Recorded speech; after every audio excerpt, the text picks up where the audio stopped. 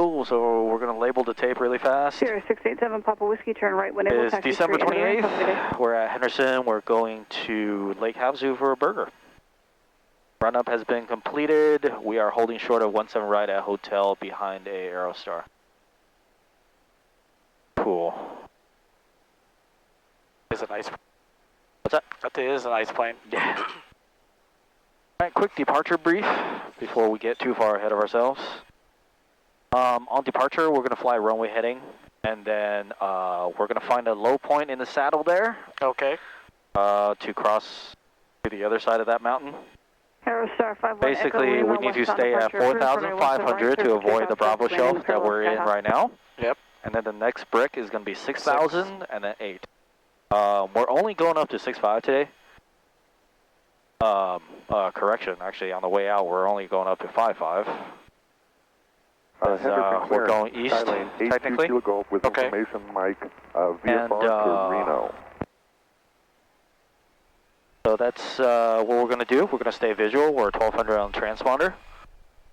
On departure, if we get an engine failure and we're still on the runway, we're going to be applying full aero and mechanical braking to stop on the runway. November 82 Kilo If we have lifted up off the runway, we still can, if there's still usable runway underneath us, we will either slip or do something to try to get down and land back on the runway environment, then stop. Romeo, November, Oscar Airport. Or if we don't have any more usable runway left, we will keep flying, best glide, and then if we're less than 1,000 AGL, we will simply find the best landing site within 30 degrees of the nose. Okay. If we're above 1,000 AGL, which today is basically 3,500 feet, we will be turning around and trying to land on the parallel runway.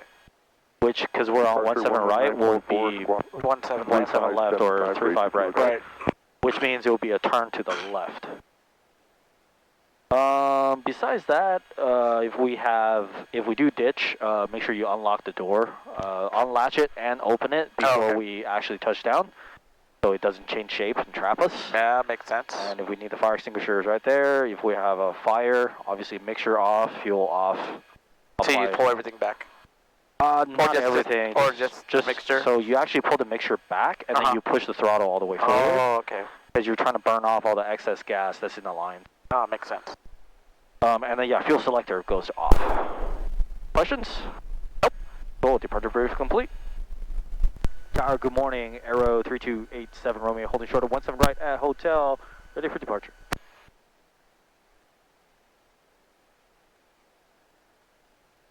Aero 3287 Romeo, Henderson Tower, good morning. Runway 17 right, clear for takeoff. Southeast bound, turn approved. 17 right, clear for takeoff. 3287 Romeo.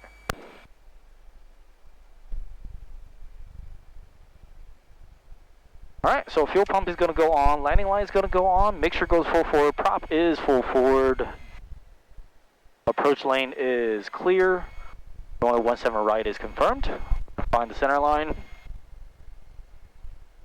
tower is coming up. Okay, engine instruments are green, airspeed is alive.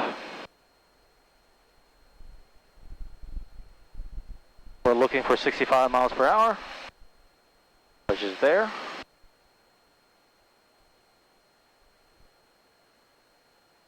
Okay, we have positive climb, landing gear comes up.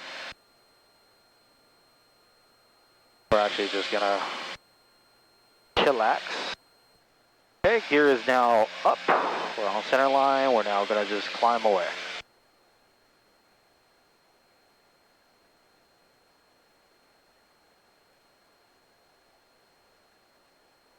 Skyline 82 Kilo Golf, Henderson Ground, runway 17 right, taxi via hotel. Confirm you have information, Mike.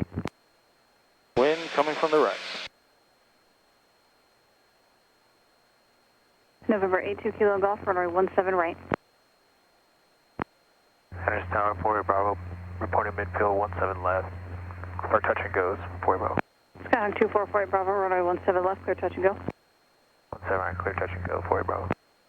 7 left, clear touch and go, 4 Bravo.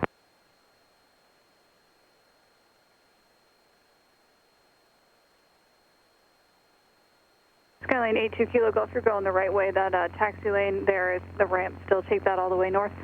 Hotel will be off your right-hand side.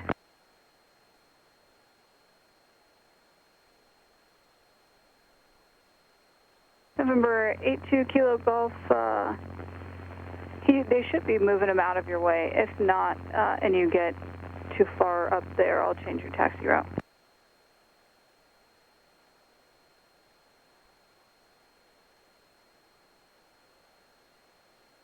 Exit Jet 155, Henderson ground. Good morning, runway 17 right. Cool. We're confirm you have information. Over 1,000 feet AGL. We're going to go fuel pump off, landing light off.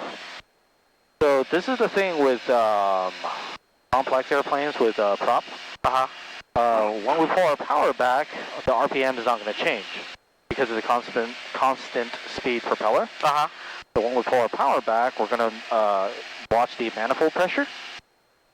So we're going to go to a cruise climb configuration, so we're not full power anymore. We're going to pull the throttle back to 25 inches of manifold pressure, which is right about there. Cool. And then what we're going to do is we're going to change our propeller setting on the propeller lever. We're going to pull it back so it holds 2,500 RPMs, which is about there. Which will give us our... So basically you're not taxing the engine as much, right? Yeah. So we're going to climb out at between 100 and 110 miles per hour indicated, and 25 inches of manifold pressure and 2,500 RPMs. So that is our cruise climb Simple configuration. Numbers, 25, 25. Yeah, exactly. And that's going to be our climb checklist complete. I'm not actually using it. I have most of this shit memorized. I've been flying this thing for a year. So we're outside the 5,000 brick of the Bravo. So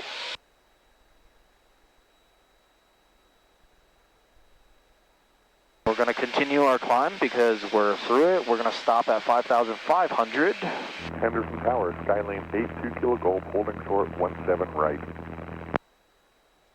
Terrain looks clear, so we don't need to increase our climb here.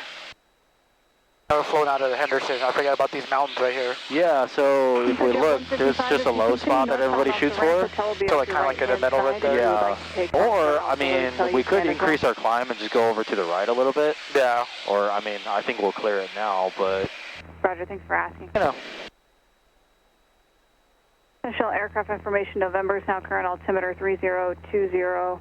Wind is 1903, runway is 17 in use. Skylane 82 Kilo Golf, Henderson Tower, runway 17 right, clear for takeoff. Traffic on the parallel, it remains in left closed traffic. Roger, clear for takeoff on 17 right for 82 Kilo Golf. So much faster than when I'm flying. Is it? Yeah, our climb rate's like 65 knots. Holy crap. I know, that's why I was just looking, I was like, 65 knots? Dude. Yes. Green Mike uniform, Henderson ground, go ahead. That's pretty wild, I'm not gonna lie. Like, we're climbing. Mine's just like, Oh, we're not even climbing that much. Like, this is a pretty chill climb. And I think we have some headwind. That is the thing with this plane. Once the gear comes up, it is very efficient. Yeah.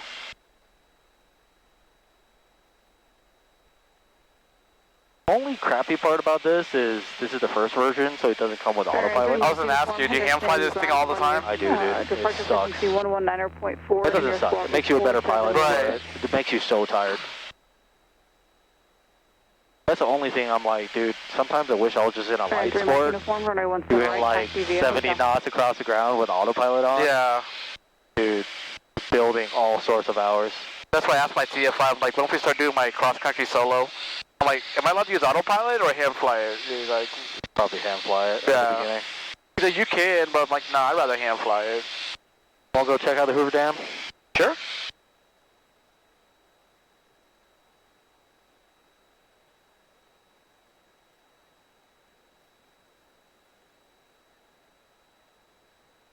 So, Boulder City over here, obviously. Yep. Feel the G's a little bit. Yeah, it's nice. Pull the power setting back because we are actually going to descend a little bit to get down to the dam. Skyline hit 2 Kilo Golf, contact Las Vegas, departure 119.4. Oh yeah, so obviously throttle, prop lever, and your mixture. 155 Henderson Tower, requested for mixture, EGT, we're looking for between 1250 and 1300. We'll switch over to tower frequency 125.1.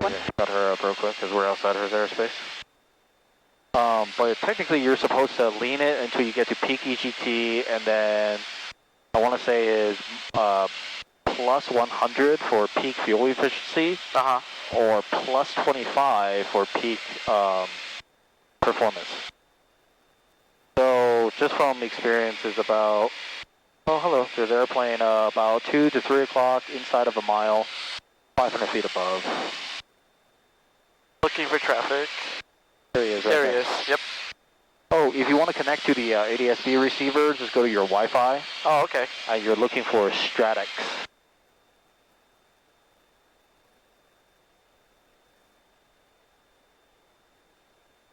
Got it.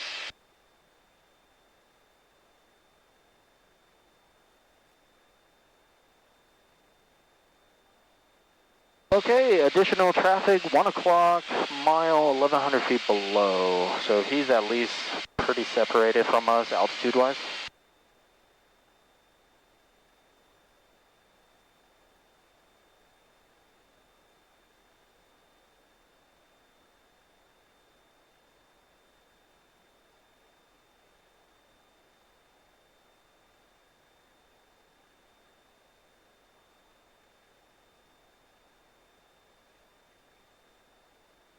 So was it confusing to learn all this when you started learning how to fly? I mean, like, I have no clue because, you know, mine's just a push and pull. Yeah, so... You know, I don't have to do anything, all that. This is kind of what I was telling you before, man. At the beginning, just keep it simple. Like, why have all the crazy... Because, like, when you take your check ride, you're going to have to explain how the prop works. Like, how does it stay at a constant speed? Right? Then you're talking about, like, the oil system. Because there's a little hole, pilot hole, in your oil line that taps off pressurized oil into the prop to basically act as hydraulic fluid to move it. Oh, okay. And then there's a prop governor that spins with little counterweights on it, basically. And then when you push the prop lever, like you move it back and forth, there's a big-ass spring that pushes up on these counter flyweights that basically squeezes on it, right? So the more you squeeze on it, the more tension, like the less it'll swing down. Oh. And then the centrifugal force versus how hard it's squeezing controls how much oil gets sent to the front, which is how much the prop turns. Okay. And that's how it, you know, stays. I'm like, dude, I don't want to explain that on my private check ride. It's your first check ride. It's hard enough, you know, like, you're already, like, you know, worried about everything else. Like, why make it more difficult on yourself? So to fly a complex is another endorsement. Yeah. But it is just an endorsement, so they just sign your logbook and you're good to go. Yeah, because mine just says TAA on it. Exactly, yeah. So, I feel like this is more complex to me versus what I'm flying, but you know. So TAA is a technically advanced aircraft. Yep.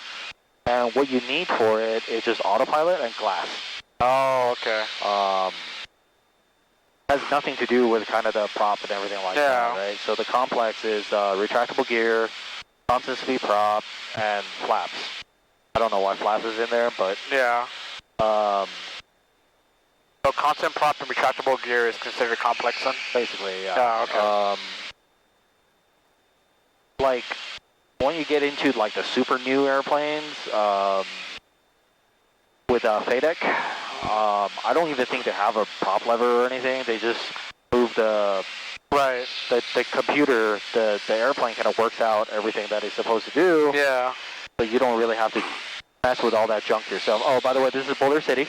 Yep. Airport's right below us. Oh, okay, cool. Do you see it? Yes. Okay, cool. I don't know if you've ever been here yet, but it's a pretty busy airport. They have skydiving and stuff out of here. Yeah. When you do your instrument training, you'll probably come over here and shoot the RNAV approach. Oh, okay. So when you come on to Northtown, there's a couple airports like in a row. You'll swing round underneath the Bravo or through it if you get lucky, right? Come over here, shoot the RNAV. Go over further south to Laughlin Bullhead, shoot that RNAV. And usually you'll go back, but if you want to, you can go to Lake Havasu, shoot that RNAV. swing all the way back around and shoot the ILS into Northtown. Call it a day. Alright, that's your rodeo. That's kind of your little circle of approaches. Yeah. So you might come out here, you might not, but good airport to do approaches into, untowered, and everything like that. So here's a Boulder VOR on top of that hill. Oh, okay, I see it. It's the pointy white little thing. I didn't know they had one up there. Yep. I don't know if that one is still being maintained or not. I mean, half the time, I do a lot of cross countries. Yeah. When you do, you know, you get the briefing. They're like, oh, Boulder VOR out of service. I'm like, fucking surprised, right? Not that like I've ever done cross country on pure VORs. Yeah. But that's like old school, huh? That's super old school, right? Dude. I might do props to the guys that did it that way, because fuck Imagine that. back in the days, dude. Like... Bro, fuck that. You had to triangulate your location, right? Yeah. With like multiple VORs. It's like, dude, that's so shitty. By the way, if you've never seen it before, aircraft 1 o'clock, 1,100 feet above, inside a mile or two. Where is he at? He's right above us, I see him. Crossing above us. Yep. 126.5.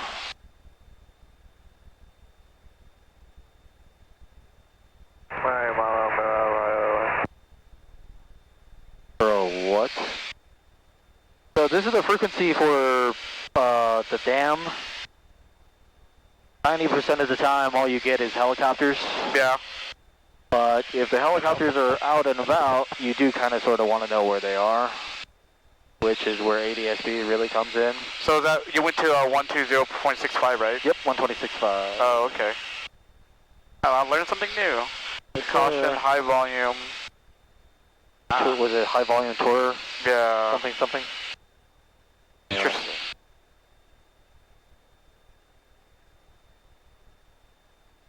Yeah, so after you learn how to fly like just a more normal airplane, complex like is not that difficult to like, you know, be like, oh, okay, cool. So you're adding to what you know, right? As opposed to learning something like is more complicated than it needs to be, in my opinion. Yeah. But yeah, complex endorsements are super easy. I think what I did is I did like an hour of ground. Yeah.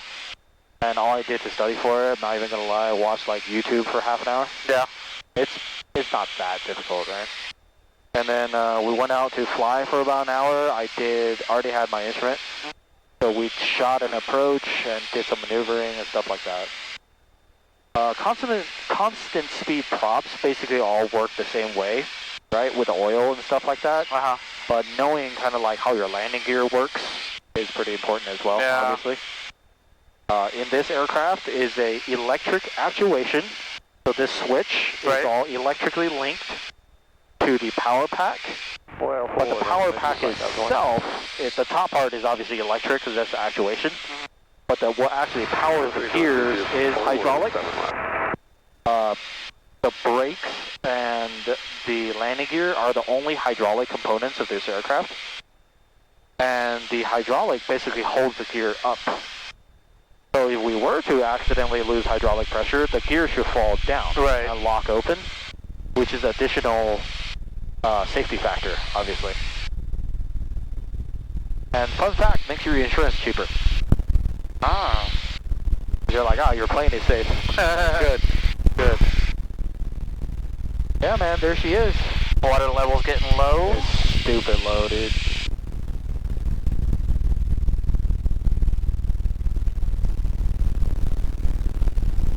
I know, it's like I'm always learning how to fly, so I never get to take photos, really. Or you don't get to look out the window. No, because I'm concentrating on learning how to fly, right? Yeah, you're like, oh, dude, I gotta look at this, I gotta look at that, I gotta do my scan.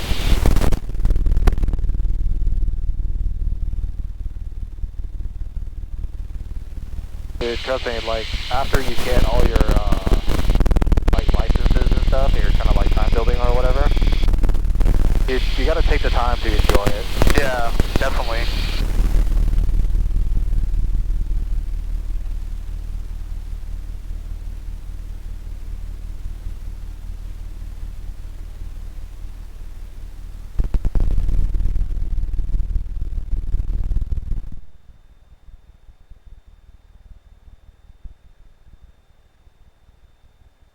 what's your end goal? You gonna try to go commercial then? And yeah, for sure. Yeah. The next hiring wave, I really am trying to be on it. Yeah. Like just for an entry-level job, whether that's like Grand Canyon Airlines Right. or flying a PC-12 or whatever. Which, speaking of which, that's how I met Tommy. Oh, okay. He was my boss. And then he left the entire company, basically just... He said it got, I guess, new owners took over and kind of... Dude, it's horrific now. Like, that company is terrible right now. Yeah. Yeah, he's in captain's class right now. Yeah, I saw him post a story about that. I was like, dude, that was quick. Been there for like a year? Yeah, right when he hit his year, boom, he's like, oh, I got captain's class ready. I'm like, sweet. Fuck yeah, dude, that's awesome. Good for him, man. That's awesome.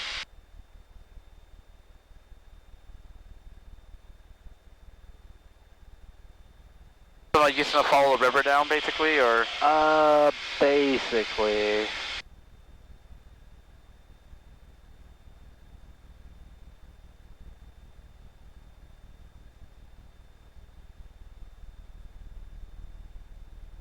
So, I want to get around a little bit. The view from like down the river is really the one that like nobody gets to see. Yeah.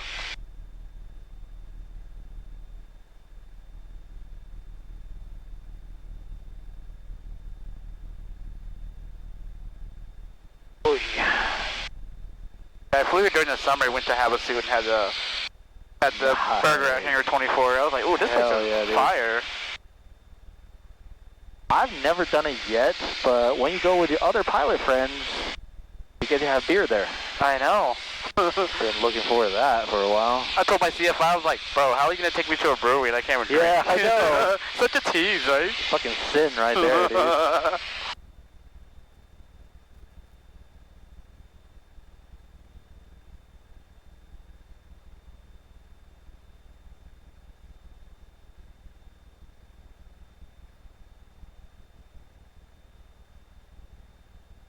Have you walked that bridge before? I have walked it? No, yeah. I haven't. Dude, you have to try it. It's fucking crazy. I've driven that bridge a few times. No, you have to walk it. Like, it's just like looking down. You're just like, holy cow.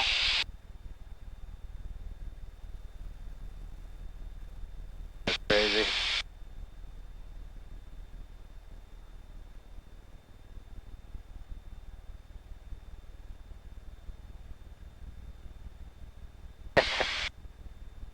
All right. Nice.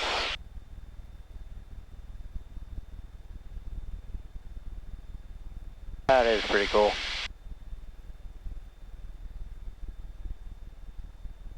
Alright, let's get some cheese. Let's get out of here. Yep. Yeah, that feels nice.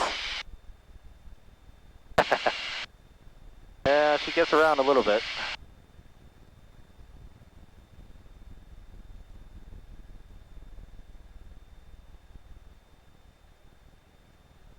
I was like, is that my alarm? No, it's a change tanks alarm. Oh, okay. Oh yeah, so here's a quick little tidbit. 103, 47 left. Traffic 3 o'clock. I'm gonna turn to the left there, give him some turning room.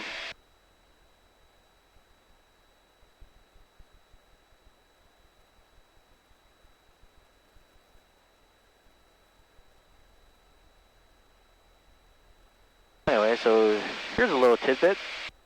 To protect your prop from being like oversped, because if you leave it full forward and and then you kind of go up and down and stuff, you could overspeed your prop, which is not good because if you damage your prop, you start to lose oil. Okay. But, so when you decrease power, you always decrease the throttle first, and then you decrease your prop. When you add power, you always go prop forward first to the RPM that you want, and then you increase your power.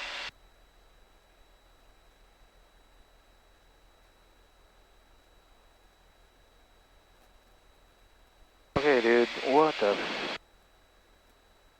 trying to give you space, but,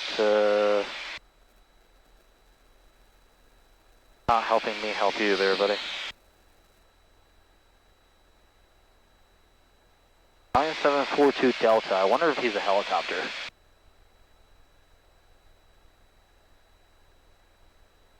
He's behind us, or? He's about 4 o'clock, so he's behind us, sort of. About 500 feet above. Yeah, he's passing behind us now. We should be good. Yeah.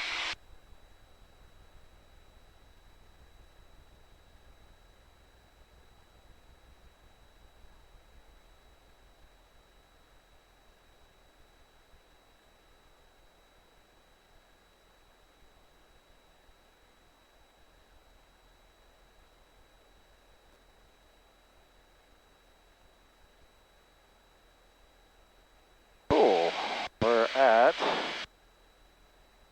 our desired altitude of 5,500. Pull power back. Right, got a flying 4,000 Pull the power back. So we're at our cruise now? Yep, 5,500. We can go higher if you want, it's just... I like being down low sometimes, just VFR. Yeah. Enjoying the views. Goes off.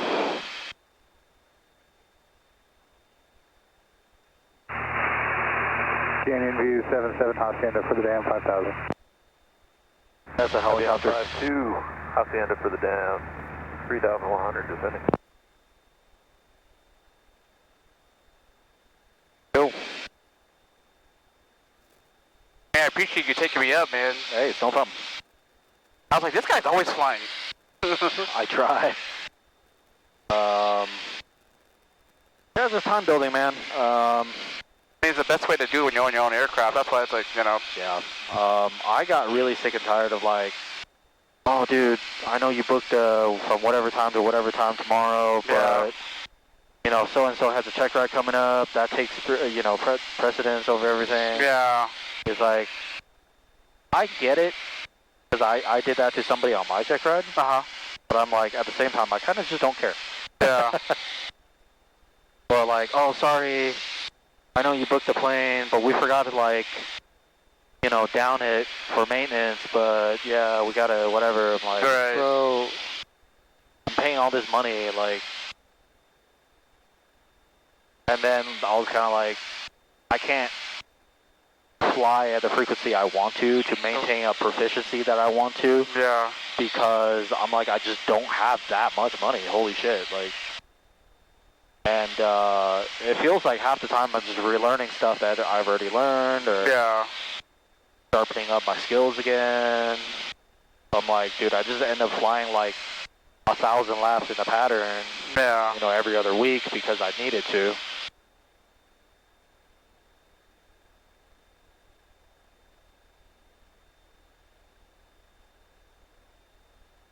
Are you thinking you're going to flight instruct, or? I don't know if I want to go that route, honestly. Like once I get my PPL, I can apply for AVA for United. So since we're an employee, they make it a little easier for us to build time now. Like, so they don't care if you're already an employee and you get your PPL, they don't care how you build time. And then once you got the minimum to get into like one of their programs, like let's say with like JSX or even trade winds, you know. I think trade winds in Puerto Rico they'll take AVA students at 300 hours. But you gotta spend like 2 years in Puerto Rico, you know, flying up on but hey, I'll go wherever it takes the time build, you know? Hell yeah. Especially if you're getting paid and everything, like living somewhere decent, or you know, doing work that you don't hate at least. Exactly. Yeah, I flew with somebody pretty early on after I got my instrument. Yeah. And yeah, just put it this way, I really didn't want to teach after that, just because I'm so like, dude, you gotta like watch what you're doing, da da da. Yeah. He was a little too chill, because I fucking flying everywhere. Yeah. You know, dude had his PPL. I was like, damn, dude, like, you kind of suck right now. Like, what are you doing? Boulder City Traffic Station Air 188 Alpha Golf. And I think I just realized I was like, for departure. I think I'm too aggressive. I think I'm too direct. Yeah.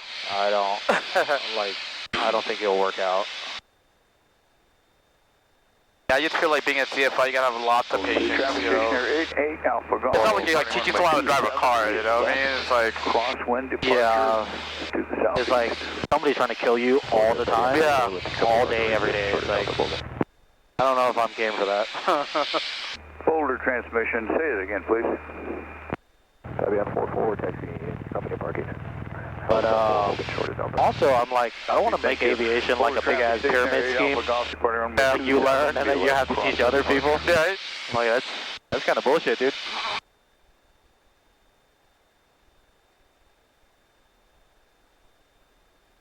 Plus, this type of flying is great for building like actual. I feel like actual flying experience. Yeah. Like, if you're like, oh, I want to go to Miami tomorrow, like I can put together a flight plan. Right. I can, you know, do all the real world stuff that, you know, I've been doing. Versus like, you give a CFI with 1,500 hours, they're not going to know what to do. Yeah. But they do in theory, but they've never done it. What the fuck is that? Boulder City traffic, stationary 8 Alpha Golf left, crosswind, departure Alpha 27, departing to the southeast. That dude is not on ADSB. Yeah, I don't see it either. Boulder, Fabian 44, hello. about 4, Boulder. Whatever that is hauling ass though.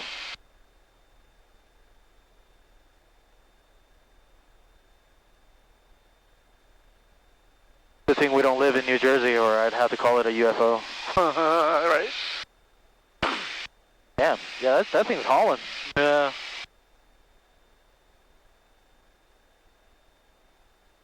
It's either a multi or it's a jet. Well, I guess it would be a multi if it was jet, but...